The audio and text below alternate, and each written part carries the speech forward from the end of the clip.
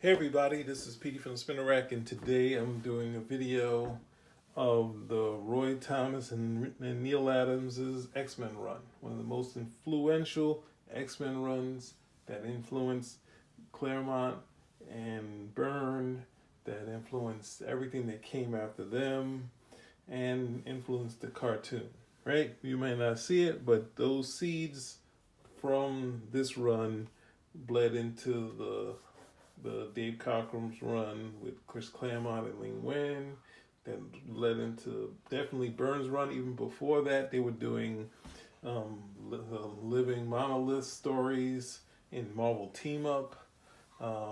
There's a lot of stuff that came out, a lot of artists that came from looking at this and trying to do this, and of course John Byrne doing the Hidden Years. So that sort of influence and what kind of kept the X-Men alive of fans that loved this run of the series. But I mean, the X-Men always had a cult following. It wasn't just this run. I think Chris Claremont was more just a fan of this stuff here. But Byrne, of course, was a fan, read the book in early ones. He read these ones. Now, this run actually, Kirby's, those first some odd issues, factor into Neal Adams' run. Now, Kirby did some great group stuff here, and Neal Adams kind of builds on it, right? So, ultimately, at this point now, Roy Thomas and Neal Adams, they don't. It's not. They have more of a difference of opinion of how things got done, which happens with a lot of creators, and also definitely happens a lot with the Marvel method, right?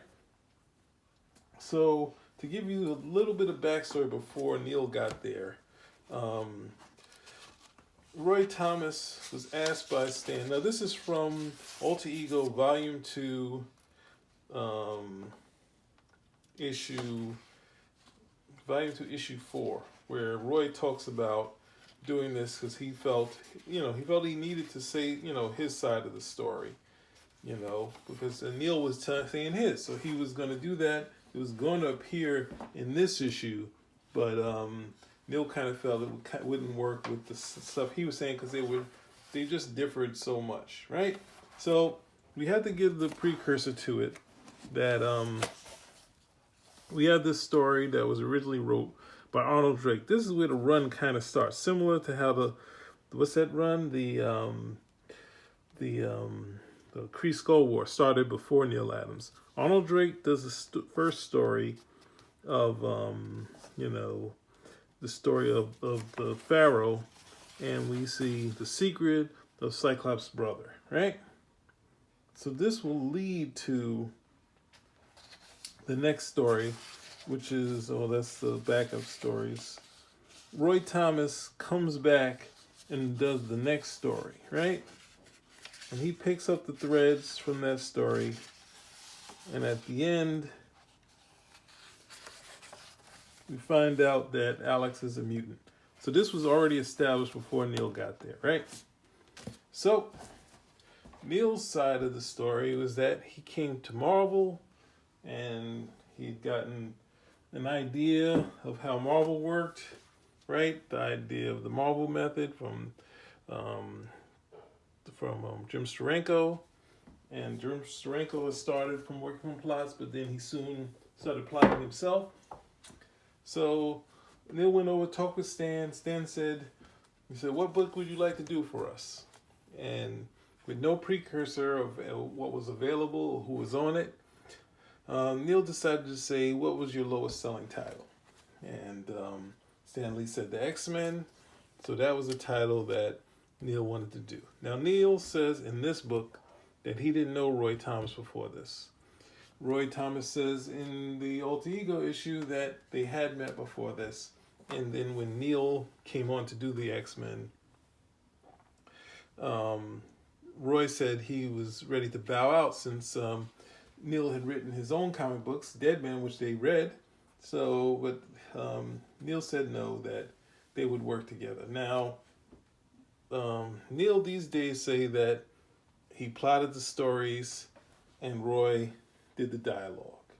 Roy says at this point, those books would this book would be considered co-plotted by Neal and Roy and Roy and Neal, right? So they have different views on it, and ultimately, also Chris Claremont has come and taken credit for the ending of the Sentinel story. So we have a lot of different things going on here, and Marvel at one point credited it as Neal Adams with Roy Thomas doing dialogue, and then they added Chris Claremont in there for plot assist. So it was just like they were taking Roy and they were kind of putting him aside, right? So this is your precursor. This is going to give you a quick look through this book here, Comic Artist number 3. It talks about the bad reprint. There's another reprint I have somewhere of this run that has this cover. Now this cover is a little wacky, but it's a cool drawing. It's like fun stuff. It's not the run you see here, but it is it is a nice cover, right? So let me give you. This is talking about his whole Marvel years. It's a companion to the DC years that was in the Comic Book Marketplace. The interviews done by Arlen Schumer. They talk about the original cover and the replacement for that. How Neal would redo this page. Some of the rough pencils.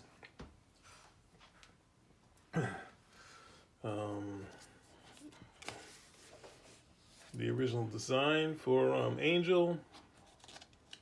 That rough sketch. The pencils and inks by Tom Palmer. Tom Palmer talking about inking Neal Adams. And issue, I think, 65, where they changed one of Neal's drawings that was like a four-legged animal to a humanoid alien. A four-legged monster, sorry. Then it goes into the other stuff he did for Marvel. We might do that, I'm not sure.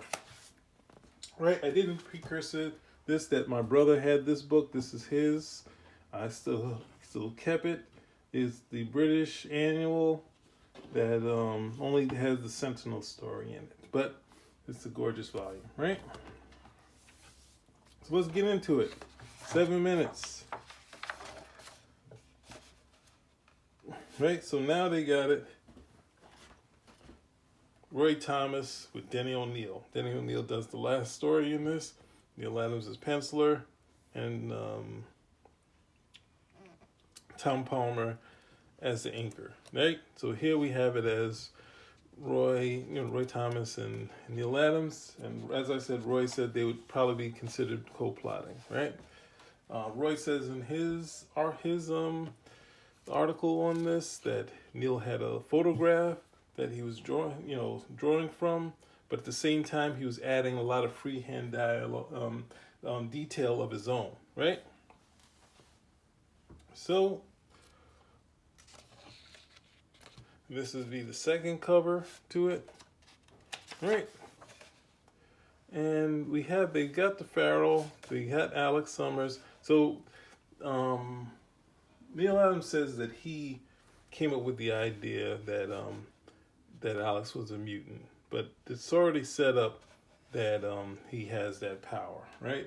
It's already been set up, so it's not something that's a surprise, right? But the drama happens pretty quick, right? And I believe this, did they say the colors are still by, it's not saying, I know that Ray Thomas did the original colors. He might be still using those for this issue, right? So we have all the X-Men here, and we have Alex over here, right? We got Pharaoh, the living Pharaoh, in the rest, but he's not going to be in rest for long because his troops are coming out, right? So Neal was the one who, I guess they talked it over, but Neal said he's the one who moved it to Egypt. Roy said they met up in a coffee shop and they talked over the story. Now, Roy says the reason why he had to know what the plot was is because he was also would be the de facto editor on anything that he did, so that it wouldn't go out without what Stan would like, right? Because at times he said Stan was kind of iffy on some of the layouts, but you can see when he said when you can see when Stan worked with Neal. Neal kept the layouts pretty straightforward, right?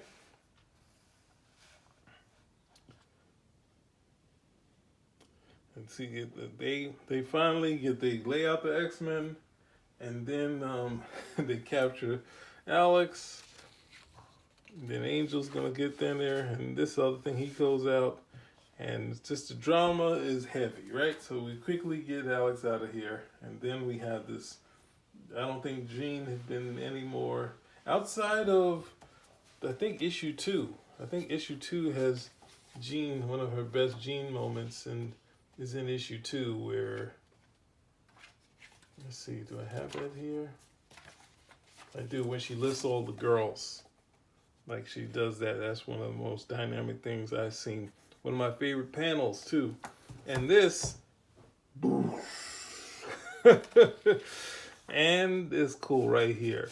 And Iceman has like a couple girls he's talking to, and then he's here.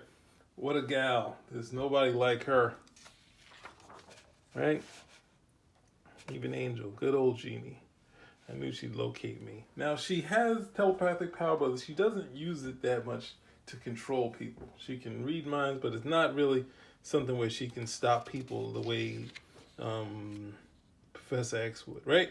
So they get Alex in this contraption, locked down, talking about the cosmic powers. And this is going to lead to a great effect and great storytelling. It drops down, something happens to the living pharaoh, he becomes the living monolith, right?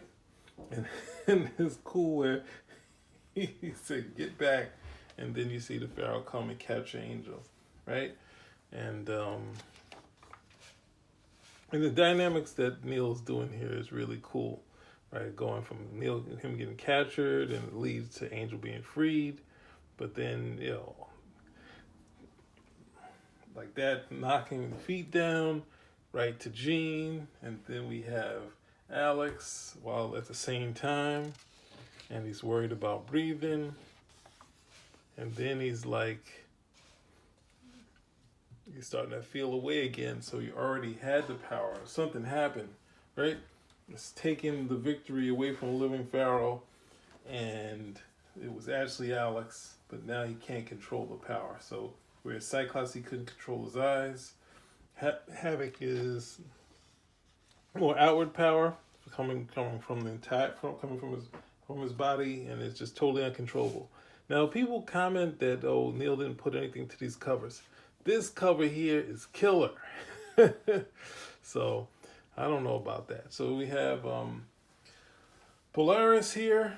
She's her powers are kind of fading on her, and it leads to something we should see all the time. Sentinels come and scoop her up, right?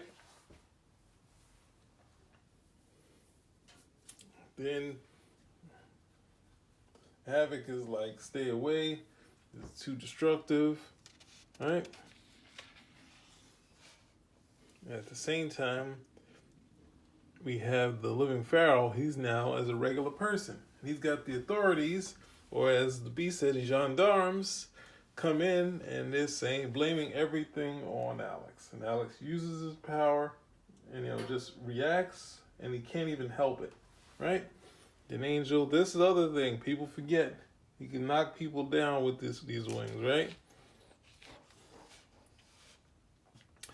And the X-Men stop them from capturing them, and then Alex gets away. And then this, I think people wanted to call Neal to task for having Scott say, you camel jockeys, but look at the visor, killer. This is, I think, the first person to kind of work the visor that way, where it wasn't just kind of, against, like curved.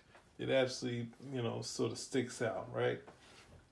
And And we got the like the old school type coloring here. I wish they would do more of this, right?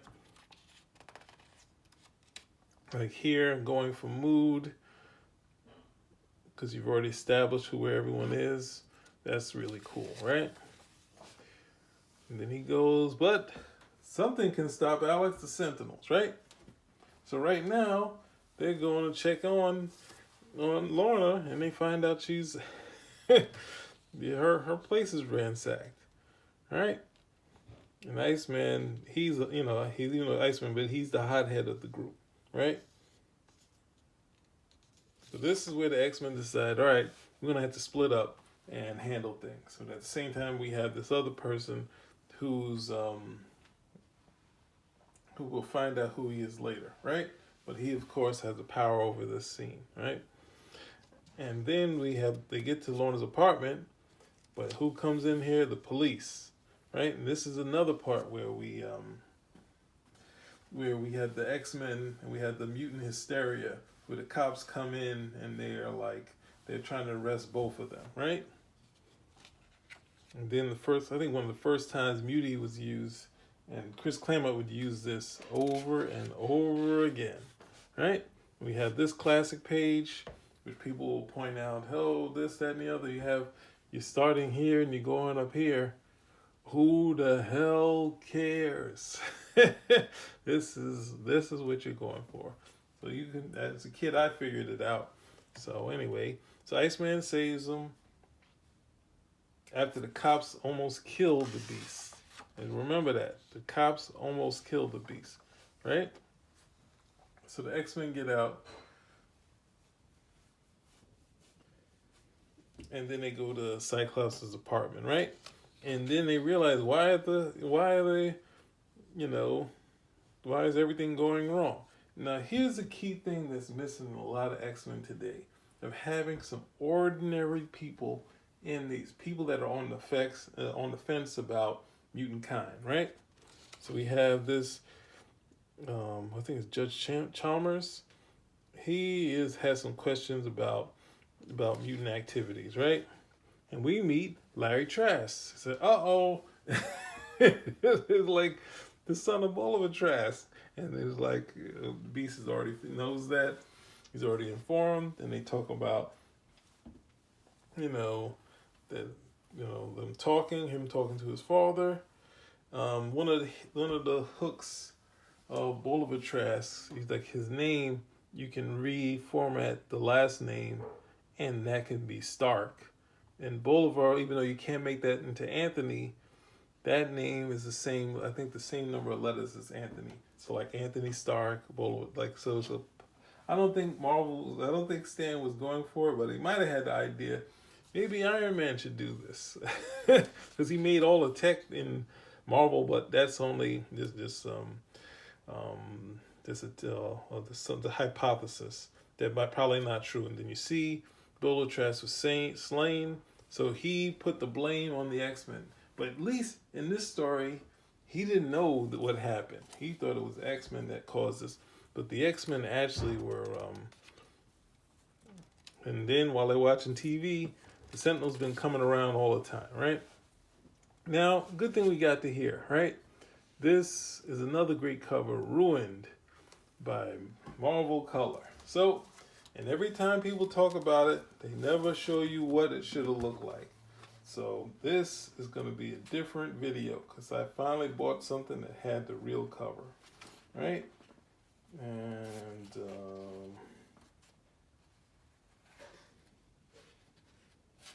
come on. Here we go.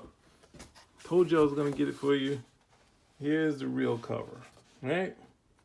So we have Havoc in black, and then we have the originals there. And I think I did try to do a mock-up of my own, but this is, when I saw this, and I opened it up just for this page, and I had to buy it, right? It's the essentials, right? So we have, and this is one of the things that I think post people doing stories with the Sentinels, even Neal Adams, they kind of make them lame. And these ones are not lame. So in this story, at the same time the TV stuff is going on, the dialogue here is also saying how the X-Men are being, stopped, right? So you can't really get any more dynamic than something like this, right? So the Beast is almost captured. Iceman draws his attention away, right? And that shot, I think I showed you that shot earlier in the book, but I think I also have it. Also have the pencils of that here, so you have it in color, in black and white, right? And this is the Neal Adams sketchbook here, right? Maybe I'll do a video on that. All right, so Iceman, the youngest, makes a way for the Beast to get out. The really dynamic panel here.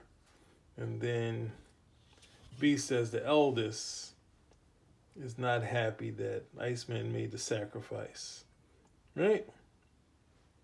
Angel is really high strung at this point, and Cyclops is trying to get him to calm down. But Beast at the same time is like, hey, I'm gonna handle things on my own. And so Angel and Beast are off on his own, but Angel kind of did his in more of a dramatic fashion, remembering that he was called the Avenging Angel. They just said it in the backup stories of the X-Men.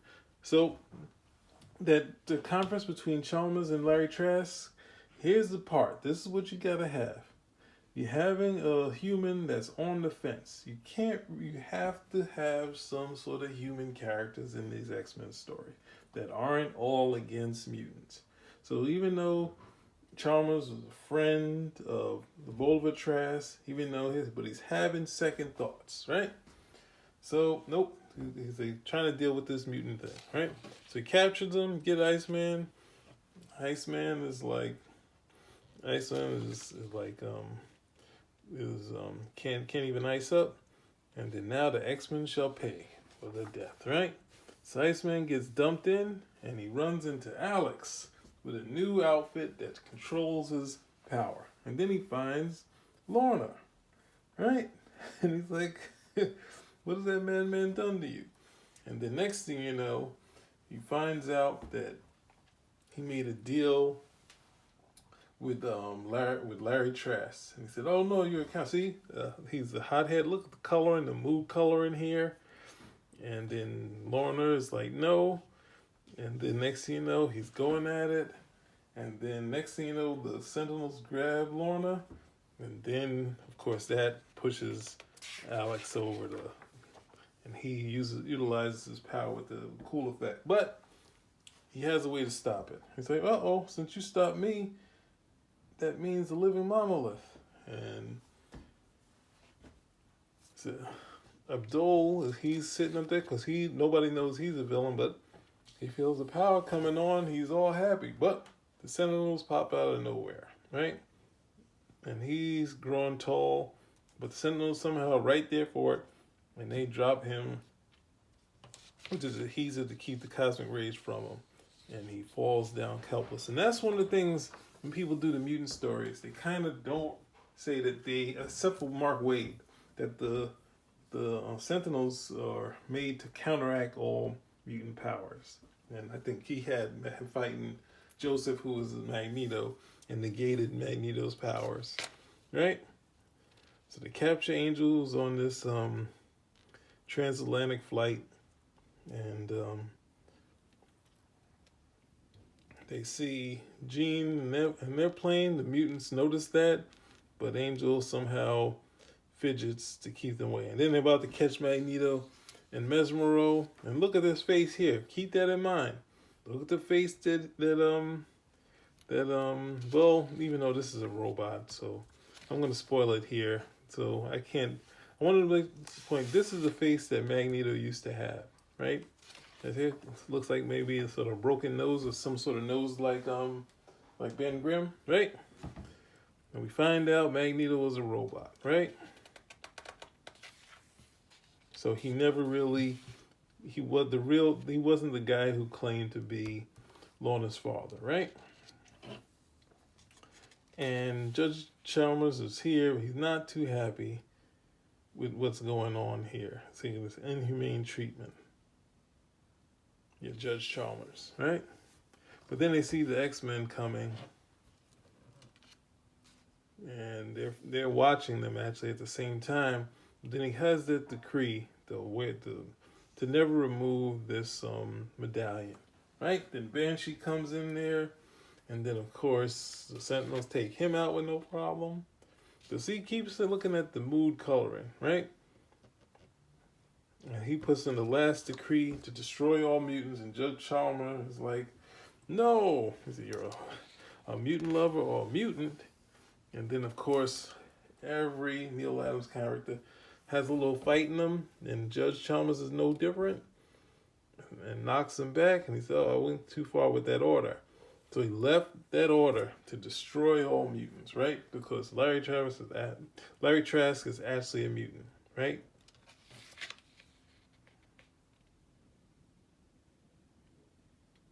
And then we have, what's this? Do or die, baby. Right? Some nice moods color in here. The X-Men kind of get stopped. And they're falling. They let Beast seemingly fall to his death. And since he's always bouncing all the time, she is able to do a field that kind of helps him from dying. So the X-Men are on their way, right? So now he doesn't know that he's a mutant. And then Judge Chalmers explains, says when he predicted his mother's death, and that's why his father gave him this medallion that would negate his powers. So he wouldn't know. And this plays into the actual mutant, right? That his father is working all this stuff, a part of the atomic age. Who knows what his father's next to? That led to Larry being a mutant, right? And he said he's following his last order to destroy all of them, right? Knocks them out, put them in the thing. So then they're making short work of the evil mutants, the Brotherhood, even the Blob. But then at the same time, they detect the mutant on the south face, right? On the other cliff.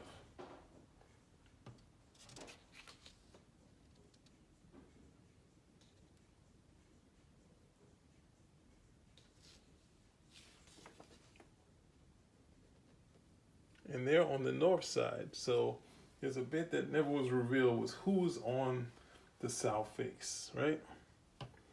So they took the three of them to take out this Sentinel, right? Now, when Dave Crockham did it, every X-Men could take out one of them on their own.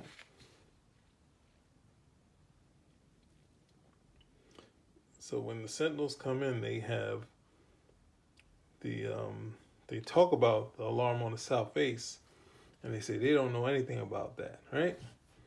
So basically, they switch. They switch with them. They all do that. So this is one thing that they able to trick the Sentinels. So Sentinels don't know who they're dealing with. So a lot of times they're not tracking. They can detect them when they're close by, but most of the time there's things that's going on visuals that they can detect the actual having mutant power. They can't use that as a hunting sort of tool, but they sometimes, I guess it seems they can. It just depends on what the story is, right?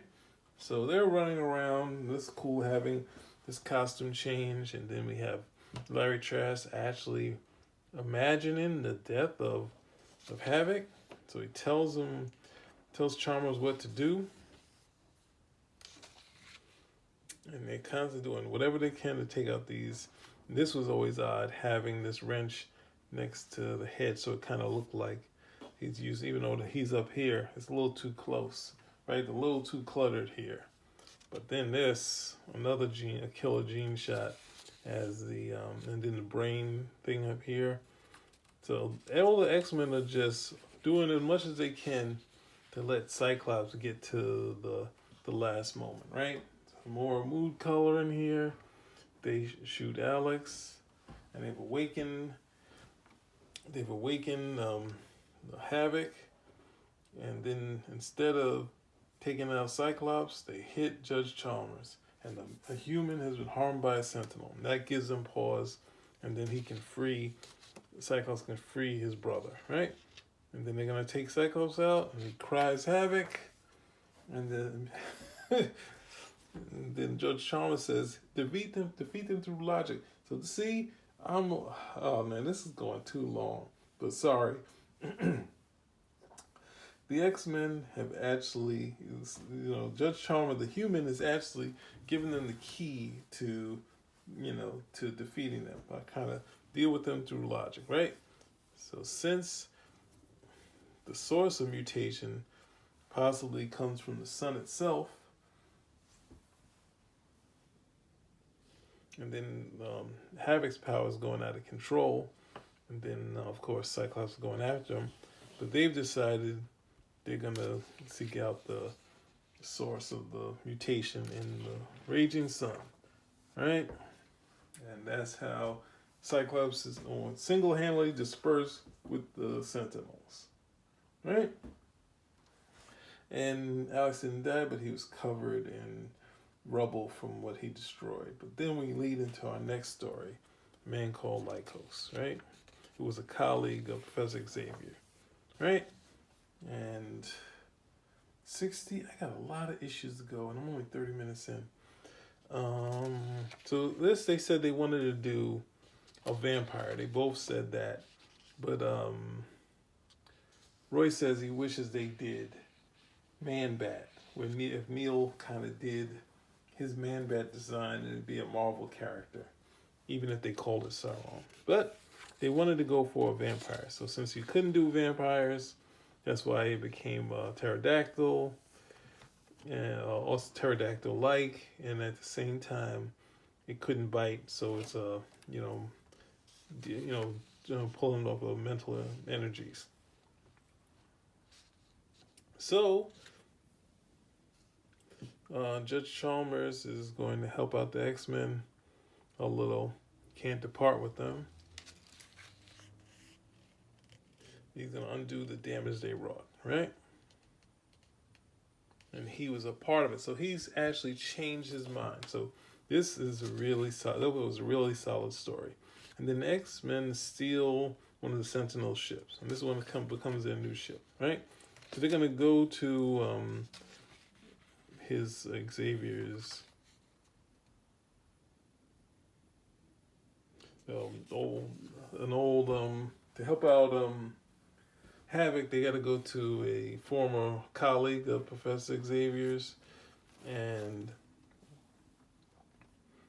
because Alex is out of it, and then Lorna decides she's going to stay with the X-Men, right? So Lycos is here and he helps out this guy, but he looks kind of worse for wear, right? And Lycos here, but he said, I need privacy to do what I'm doing, right? So here we have, and this is the other thing that Neal didn't push forward either. Cyclops and Jean are kind of going out, but we don't see them actually be physical besides hold hand or dance. They kind of try to remember that Cyclops has these eye beams. So he's not really that physical person because he has these eye beams. The glasses get knocked off. They get knocked off all the time in the Kirby run, right? So it's something really dangerous. He's not really played like it in this run, but it was almost done in the Warner Ross issues like a handicap. So when he's dancing with Jean, you see his head turned. There's a lot of cool stuff in here. It's not really played up here, but he still keeps the dynamic that they're not really crazy physical because he has these glasses and it's not in his personality, right? So we have a danger room scene, and here where Lorna says that she's nobody's man, nobody's girl, and we know Iceman's a hothead. He's doing all this stuff because she's around, and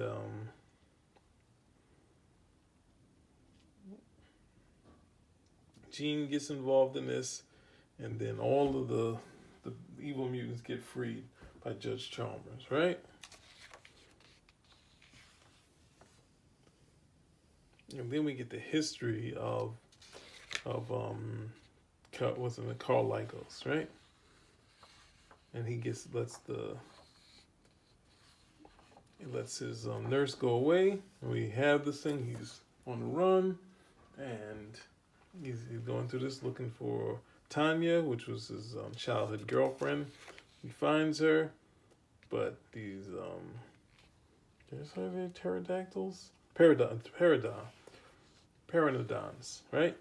So they're going crazy, trying to get her, and he fights back. And then at the same time, Carl is hurt, and she gets out. And then when he finally wakes up, his dog comes over to him, but at the same time, he's able to drag this mental energy from the dog, and he does it to people from time to time. And then, of course, he falls in love with Tanya, with the girl he saved, and then taking from Alex's power, that leads him to actually turn into sort of the dinosaur pteranodon, right? So they talk again about another creature with wings. So Angel's not having it. He's pretty high strung, and he runs out, right? He just it's more dynamic just having him kind of not be. I mean, he's not terrible to his friends, but he's just kind of high strung, right? Not in the same way Iceman is, right? So they run into Sauron, and he's able to have some effect on Angel's eyes, right? Wow, okay, here we go. Do I have any other bits? I don't know. I always like this cover, right? And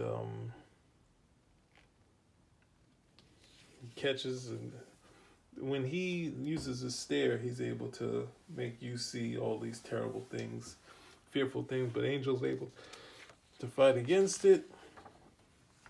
And then this is because the next shot would be messed up, so they always had to put something here so the next shot wouldn't be messed up, right? Because Angel fights against all that stuff.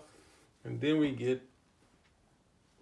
a recap of Sauron's history. I think Byrne kind of tried to do something similar to that in the Hidden Years. And then while they're fighting, Cyclops comes in. Jean tries to catch him, but at the same time, she gets caught in his glare, and then she sees them as monsters. Angel comes in there.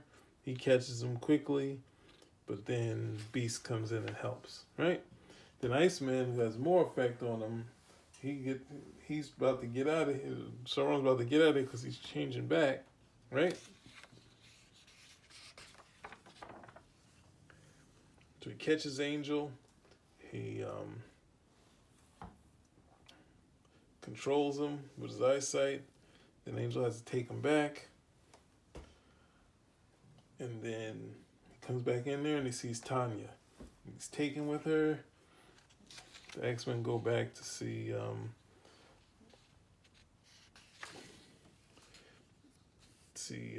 Carl. And Carl has now fixed Alex, right? So you only see a little bit of wear in his eyes. He feels a lot better while he's under hypnosis, quote unquote. And then Tanya's father comes, and then they come in and they get into this big argument. And Carl shows like he's a little too, like a raving madman, because I was going to say high strung again, right?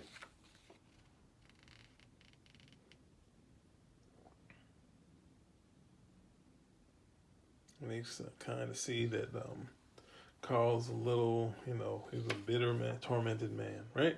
But Angel is sitting around, and he's just been sitting there kind of in a daze. And then Beast knocks him out. They said they should kind of told him he was trying to get away. Then at the same time, we see Lorna kind of getting a crush on Alex, but Sauron has now figured, that Carl's actually figured that he gets more power from these mutants, and that turns him into Sauron, right? And then he comes, and actually Sauron has the voice of Carl Lycos, but he's a monster. But the X-Men been following him. They figured it all out. They go after him. And this is kind of this jump in this storyline. Because where is he flying? He goes and flies off, right? He's in this, he's been flying for hour after weary hour, right? Must be Tierra del Fuego, right? He gets there, and Tanya's somehow there. At the same time, the X-Men have been tracking him, and Carl falls to his death, right? And so where we last left, this is, they say, the most successful issue of the run with the Khazar cover, right? And then the Pteranodons are here, and they go into the Savage Land, right? And then Angel is just falling to his death when he's going here. And so the same as we saw with Carl, but we have Angel coming out of it, and this one of the best bits where Angel turns to Alex and Lorna saying it's X-Men business, that they're not full-fledged X-Men yet. And then he comes, they talk about, Angel gets the information from his father, and then the X-Men are searching for Carl's body, right? So Angel's trying to follow, now he's falling to his death, right? Now this is one of the other things to remember. He ultimately should have been squashed, but the fact that his ability to fly does kind of give him some more endurance, right? Which no one ever thinks to use, I think, except for Byrne, right? And then we have talk of the Creator, right? And Amphibious, and they say, he's dead. Then the X-Men are having some prehistoric fun, right? I think more comics just should be done like this, giving you a mood of what's going on here, rather than just coloring everything normally, right?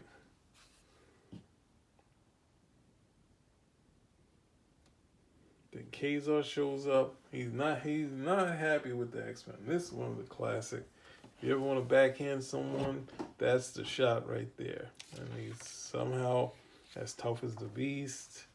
And then, of course, we have Zabu, which Beast should be able to handle. But we have all these mutates that are coming out. And, Khazar's making short work of him. But, what's it? That's not,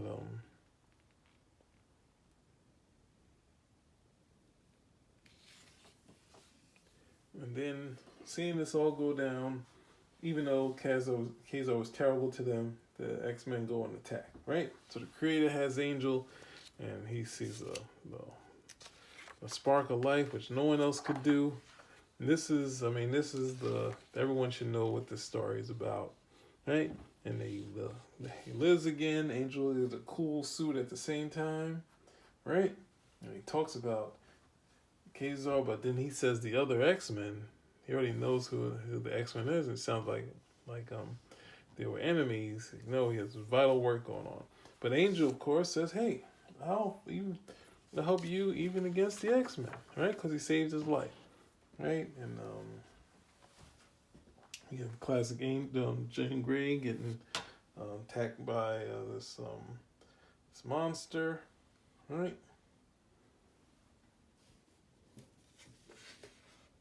You have the whistle that's poisonous, and then I think here Neal wrote "Write Pretty Roy," and Roy decided to keep it a silent sequence, and that stops this monster, right? You're like a Stone Age Professor X, right?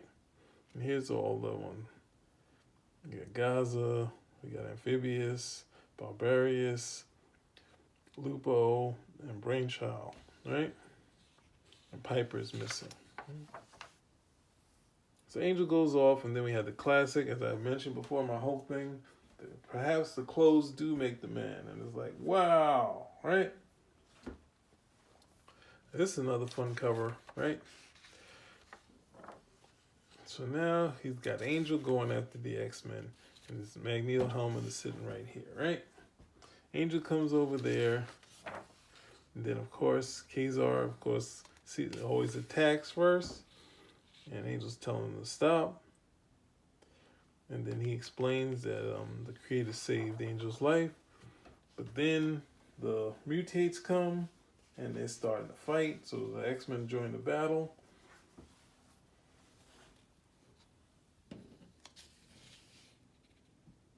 They say the man bird is the Viper, and then the X-Men start joining the fray against the mutates. Angel feels, I kind of blew it here. Somebody's gonna go out trying to die fighting against the creator. And then once you realize, this is the classic thing that Magneto tried to do in the next 10 issues of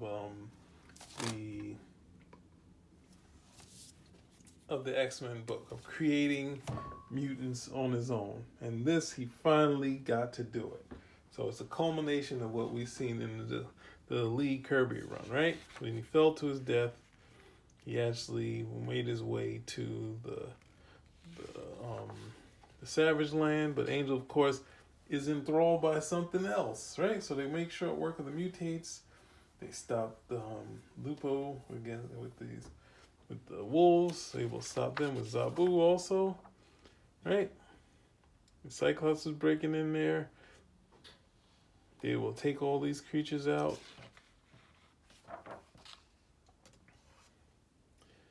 But then they find Magneto there, and got Angel like in his thrall. But then we have Lorelei, right? She stops all the men, but Jean is still there, right? So Jean is trying to destroy all the stuff. Magneto's power is diminished, but he's still got guns, right? He's able to fly with this wacky contraption.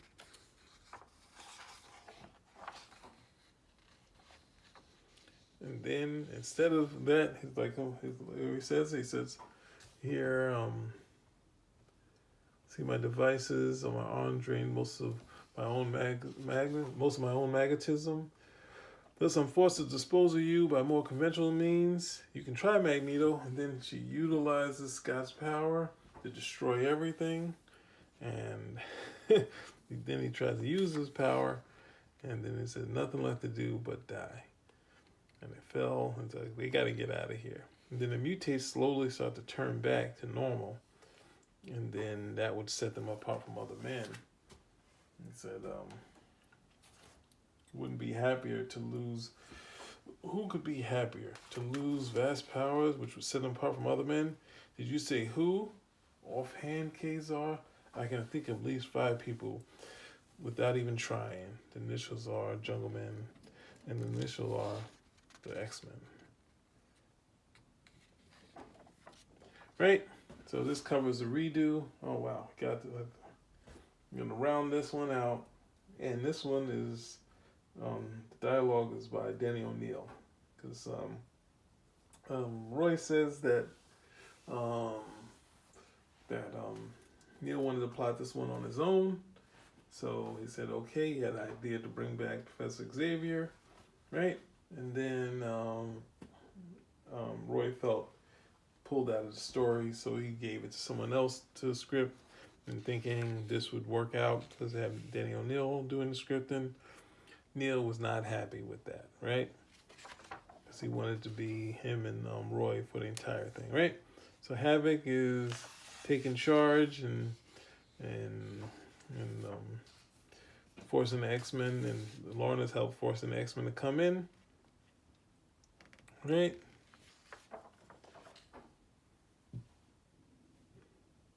And they're looking at these nightmare creatures.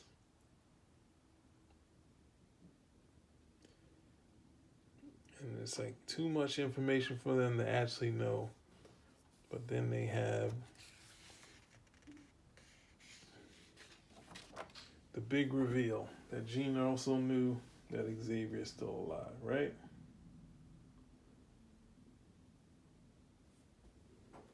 And she had to keep a secret that Xavier needed to leave, and Chameleon said Changeling. This is Changeling. Changeling said he would cover for Xavier because he was dying, and he died before Xavier got back. And next thing you know, he's like, "But I was going to train you like I never did before, right?" So he's training X-Men to get better and better, and then he's going to utilize their powers so they could stop this creature, right? So stop this alien race from coming to attack the X-Men, attack the world. Attack the world, right? So we got these cool, wacky-looking aliens, and the X-Men take on them, but at the same time, Xavier's using the will of everybody out there at once, right? To push these guys back, to force them to leave. And then at the same time, utilizing all the X-Men at once to repel those aliens, right? So we're coming to the tail end of this. You see every common man. This is the cool part of having the regular folk help out, right? Having some human in this story, and it pushes them back and it forces them back away, and Xavier falls out, right? Next issue of Hulk, which you don't have in here, but you have the original cover for 56 here, the unused ones that Martin Goodwin rejected to do a new cover. We have some black and white pages here.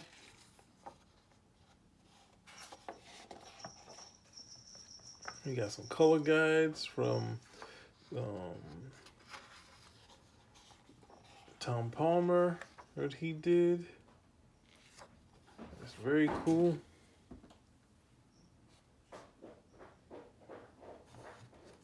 Right? And then, oh my goodness, we do have it. This is where I saw it last. When I look at this, they should have... Wouldn't have been cooler to have there's too many characters in the Secret Wars for a sec to do it justice. But look at this, how well he did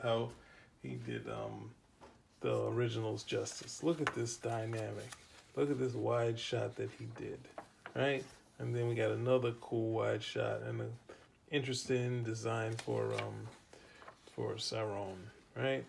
And then the last shot of the Savage Land, right? And then we got the cover I mentioned, the more recent cover that Neal Adams did for the X-Men, right? Do we have any other prizes in here left? We have the precursor stuff that Mike Zeck did. We have it kind of done the right way, close to it, but it's a little computer coloring. It should have been jet black, but close enough, right? I think they said it was possibly going to be blue, right? So there we go. We somehow got through this issue. I don't have a picture of Neal, Roy right here, but there we go. And then to get some more information on it, you have this book. As I said, you have Alter Ego, that this is volume 2, issue 4. You got comic book profiles. It's been reported, many times over the century. Oh, but not the century, but in the last, what was it? I guess since it was the 60s, this was the 70s when this came out. It's been talked about since then, so that's a good, I don't know, like 60 years. So yeah, you got there's a lot of, it's been talked about many times, and influenced many people. Spin Rack out.